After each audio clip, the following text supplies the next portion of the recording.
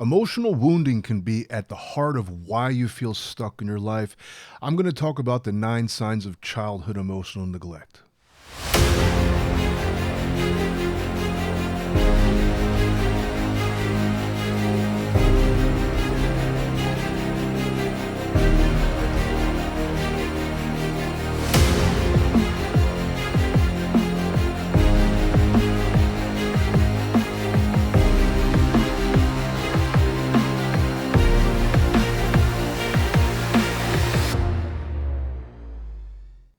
This is Dr. Spencer Coaches.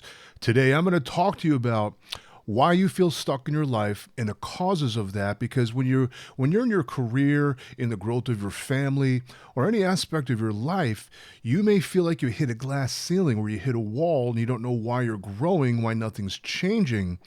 And this could be why, because emotional wounding can create problems in commitment, problems with courage, problems with connecting with people. I'm going to go over the 9 signs of childhood emotional neglect because it's such a common problem today. When midlife crisis happens, when the marriages fail, when relationships fail, it creates so much havoc through divorces. Men experience financial and emotional poverty. Women feel betrayed, lied to, or maybe it's the other way around. Whatever the pain is, there is a great trauma that's caused by so many problems, creating these walls that people just can't get through. And it also creates problems in your career, most of all, where you can't advance, you can't promote yourself, your businesses don't grow. Every aspect of life, when you get stuck, it creates clashes and conflict. And I want to explain why that happens, because emotional wounding creates changes in your behavior, changes in your judgment, and changes how you relate to other people, where you start to blame each other. You know, if you're at work, you're going to blame your boss, blame your company, blame your coworkers, and you don't understand what your role is in it because you feel numb. Which is one of the signs of childhood emotional neglect. Or in marriage, you may feel your needs aren't met because then you blame the spouse. You blame. There's a huge blame game in when you get stuck, when you feel this sense of self-pity, this sense of alienation, the sense of isolation, the sense of not feeling like you belong. You feel like you're the outsider looking in. You can get frustrated because you're at your wit's end. And then the lack of courage, because when you're in a state of anxiety, you're going to hesitate on committing to any action.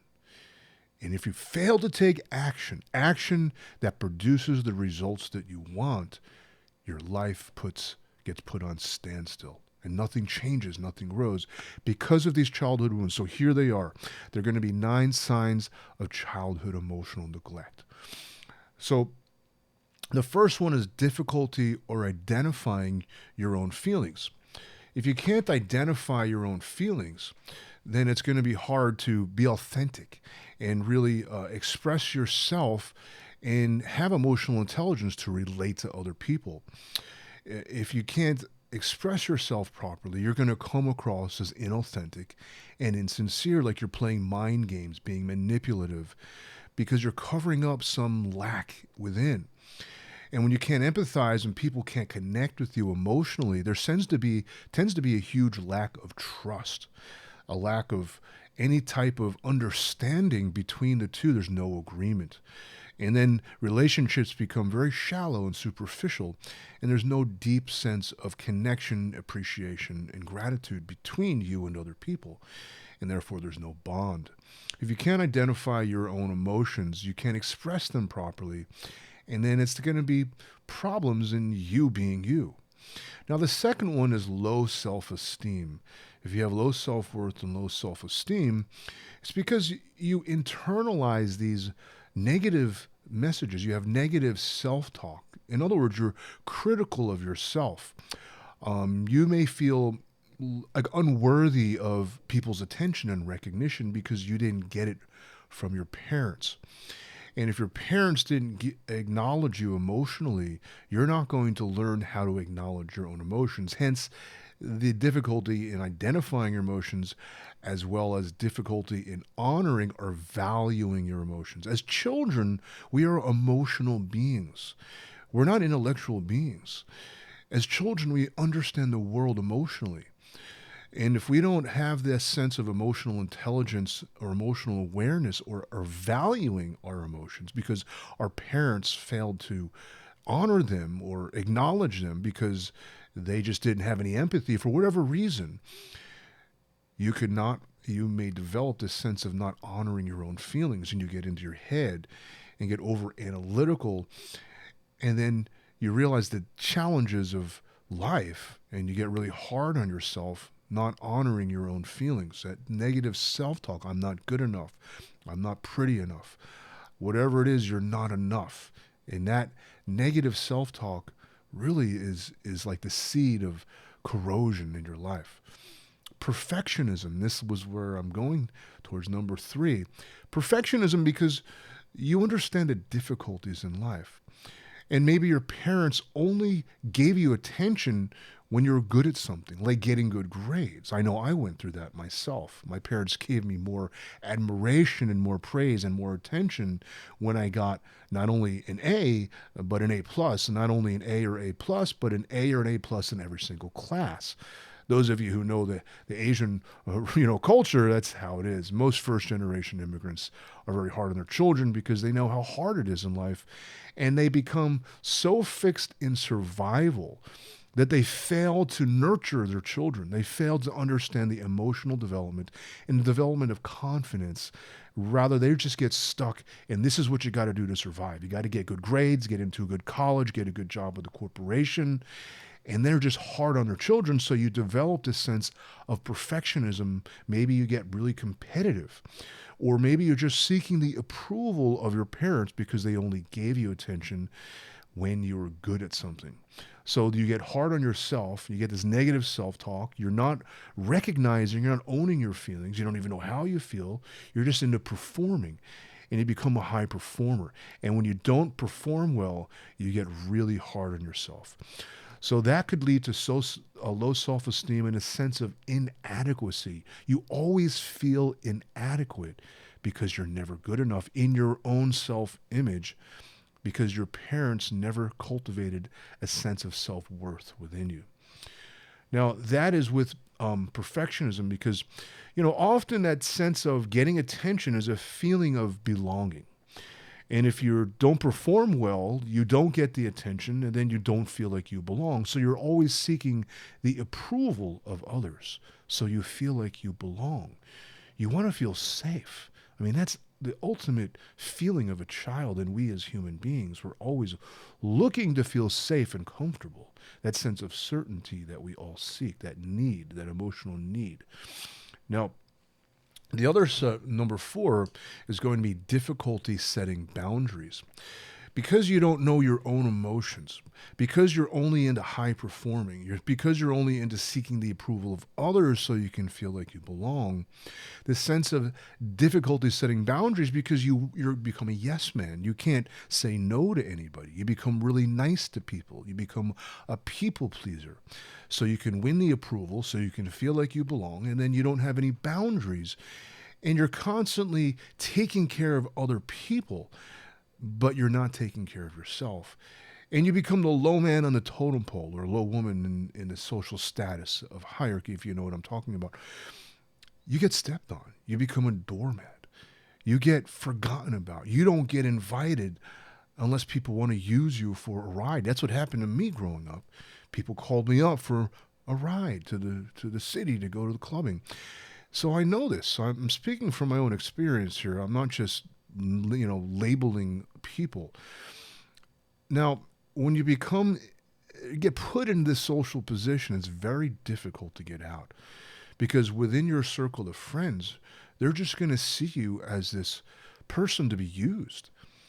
And when you can't set boundaries, when you can't assert yourself, you're not going to take care of your own needs. And people are not going to take care of you for you. They're going to use you. And it's not a good feeling to be used by people. When you wake up and realize all of the friends, or majority of friends, are just using you, and they're walking all over you like a doormat, it's a very difficult feeling. It's a feeling of betrayal. But in a sense, you put yourself in that position because of the way you're relating to people, because you're seeking the approval to win people over so you can feel like you belong. people see right through that. You become a needy person, and then therefore you don't have healthy boundaries between yourself, another person, or a group of people in a social circumstance. Now, number 5 is an intense fear of abandonment. You may become a people pleaser so they don't abandon you. You want to you're dependent on other people for validation is a great way to put it.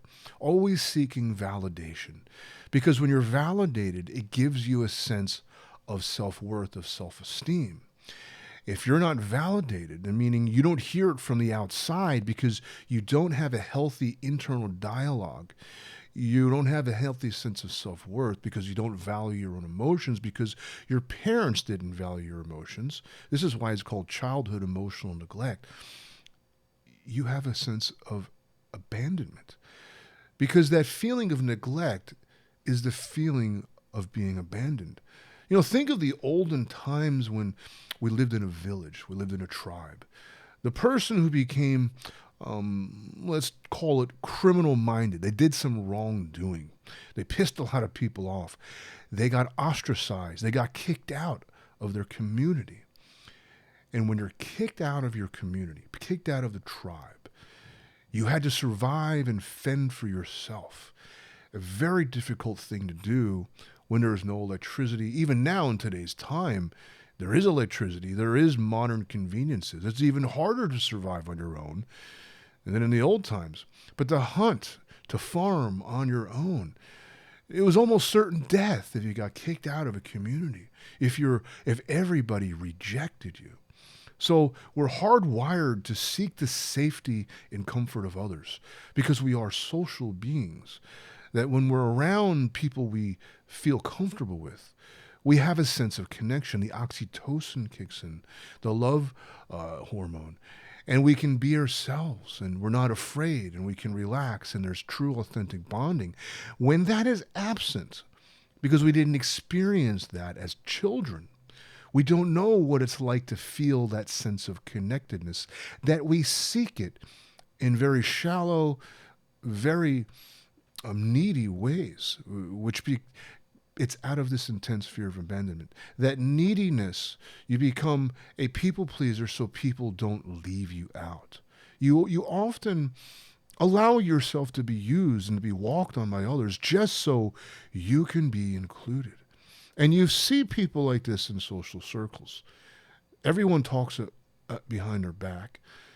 They are clearly the laughing stock of every joke. Yet they put themselves in that position because they don't want to feel abandoned, because any kind of attention is better than none at all. So the intense fear of abandonment, the dependency upon others for reassurance and validation, if you have that, this is a sign of childhood emotional neglect. There's problems with trust. You can't trust yourself because you don't know what you're feeling. You don't have a strong sense of conviction of who you are within, so you can't trust other people because you're emotionally there's no emotional intelligence there because your parents didn't teach it to you, because your parents didn't validate your feelings when you were growing up. You may have a problem with trust. You may become excessively guarded. If you're abandoned, the flight or fight system kicks in, and there's also the fawn and the frozen response. In this case, you become the fawn person, the people pleaser, but then you don't know who to trust because you can't read other people's emotions. You can't read their intentions, their social cues, because they were never developed when you were younger. So therefore, you have a hard time trusting people because maybe you're noticing how people just don't have any respect for you, how they are using you. But at the same time, you don't want to disappoint them. You don't want to feel neglected. So there's a really hard time or difficulty forming emotional bonding, real authentic connection with people. So you don't trust them because there's always a feeling of uncertainty.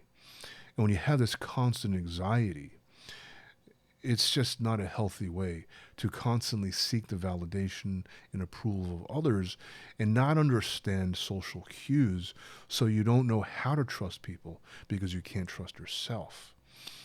Now, emotional numbness, number 7.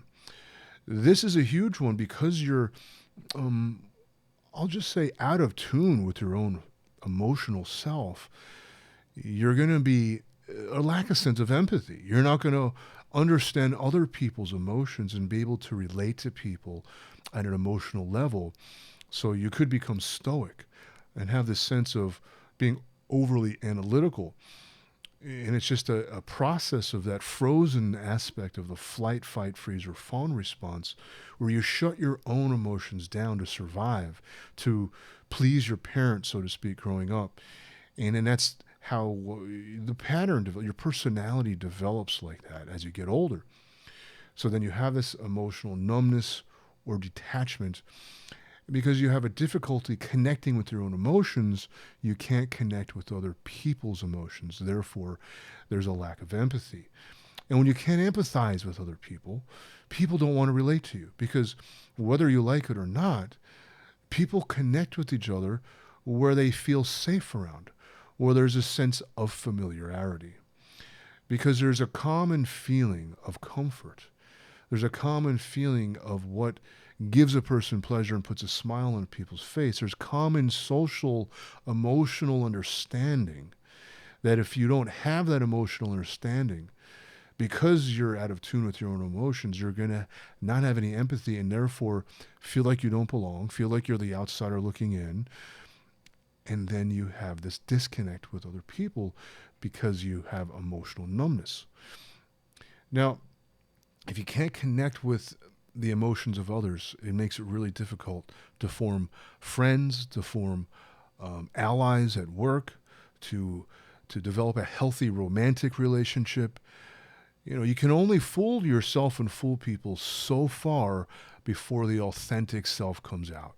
And when the real self comes out, that hurting child and that needy child is a real turnoff, well, to your partner, to your spouse, or to coworkers. Nobody likes a needy, weak person on their team.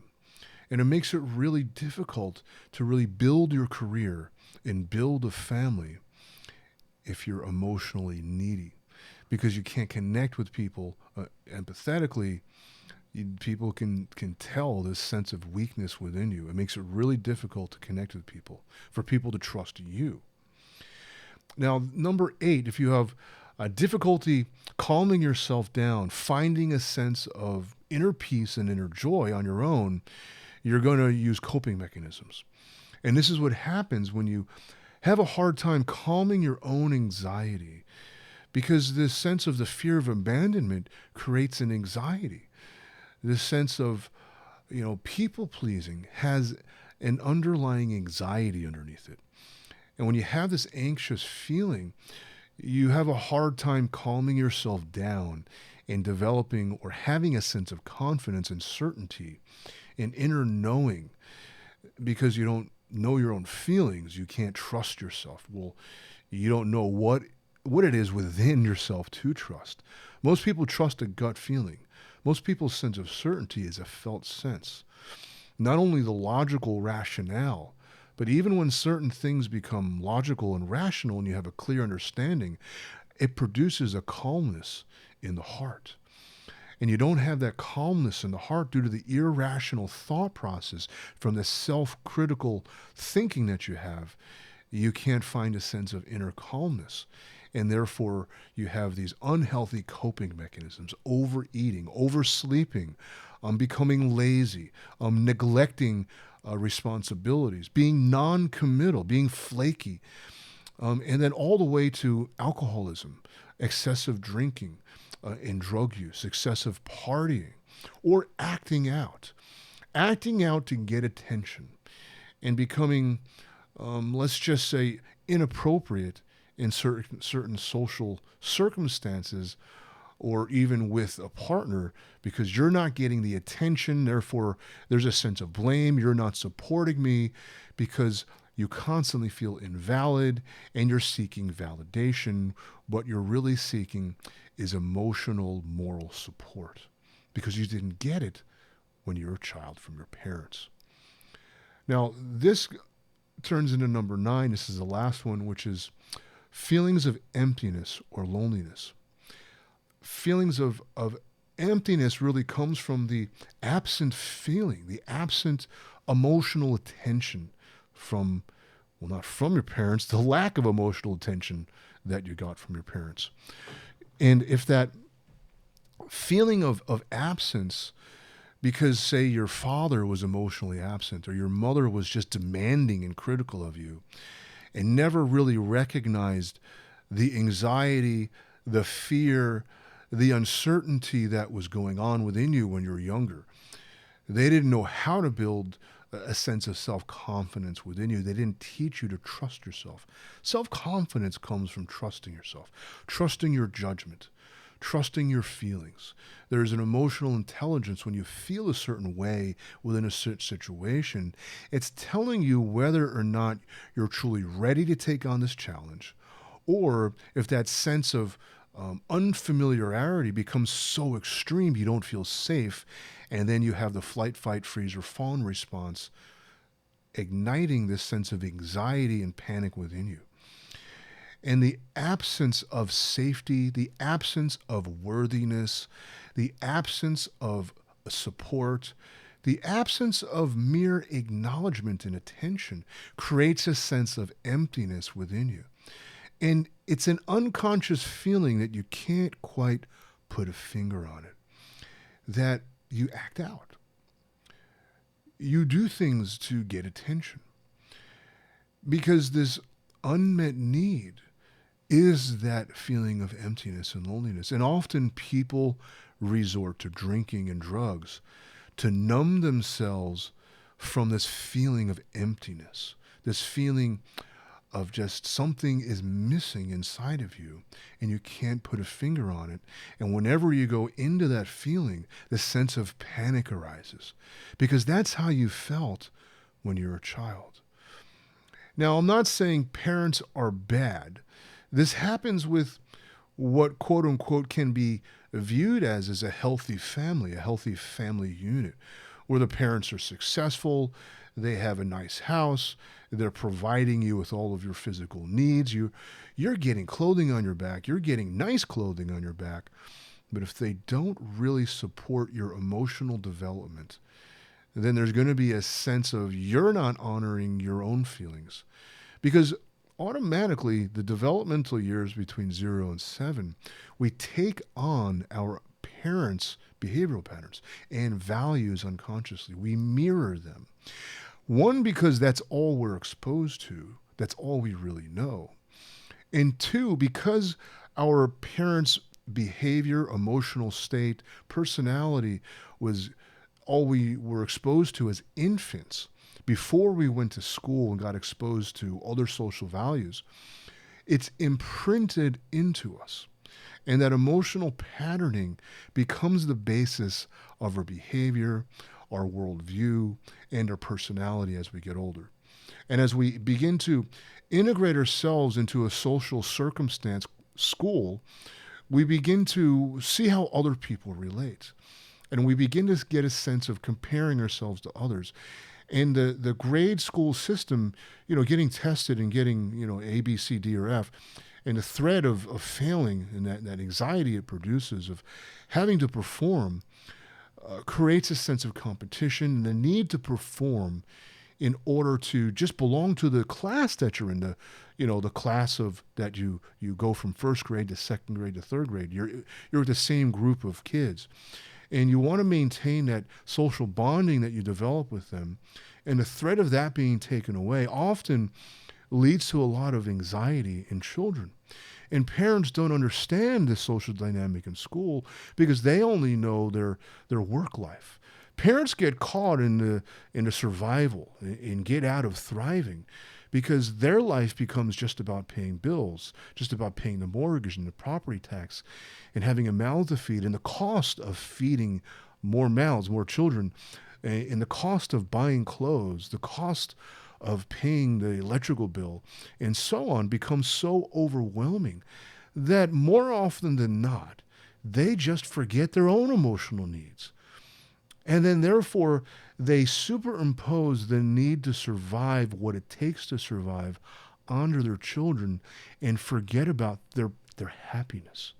Just what makes them happy? What makes them smile? What makes them feel safe, nurtured, and protected? When parents fail to do this, it produces childhood emotional neglect. Now, there's another extreme where if the parents are, say, narcissistic, they're constantly criticizing their children. A narcissistic person is going to have no empathy.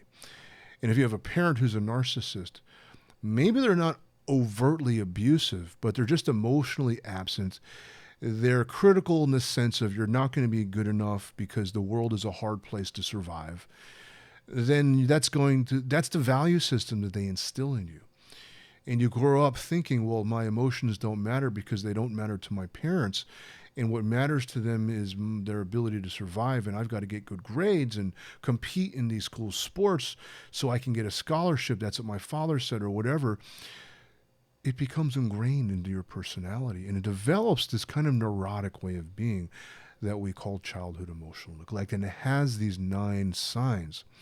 If you have difficulty connecting with people, you feel this sense of isolation, you're constantly seeking validation from others, and you just don't feel good about yourself because you're hard on yourself, and you don't know why you're hard on yourself, and you feel just a sense of numbness, and you find yourself behaving in ways that are unhealthy. These all could be signs of childhood emotional neglect. And this is where you get stuck in your life, where you stop growing because it's a blind spot in your reality. It's a blind spot in your being. We become externalized, where we rely upon people around us to fulfill our needs. We depend upon other people to fulfill work projects. We depend upon family to take care of family obligations so you can take care of your obligations, that we forget who we are. And when we forget who we are, we don't have an authentic sense of self. And we just do things just to satisfy the needs of others. And when we get like that, when we fail to understand how to satisfy the needs of others, or we only live to satisfy the needs of others, we don't see the world in any other way. And that's where the stuckness comes. And that's where you hit the glass ceiling. That's where the marriage feels like it's stagnant. That's where you feel like when you're in your career, you're just dragging your feet collecting paychecks. And it's the same monotony day in and day out. And then you hit midlife and you look back and what happened to all of these years that went by? You lost touch with all of your friends. Your coworkers it's a really shallow type of relationship, and they are more or less competitors and not allies. You may pretend to be on the same side, but underneath it, you know that everyone's gunning for that higher position. And you don't know what to do. You don't know how to grow. You hit the Peter principle, where you may get promoted but don't have the skills because you just don't know what it is within you that needs to change to develop the skills you need to get ahead. Because it comes from childhood emotional neglect. If you're feeling this way and any of these signs resonate with you, I'm a certified life coach, and what I do is I'm a transformational mindset coach, to be more specific, and I help professionals get past the glass ceiling, specifically professionals who know you have trauma in your history.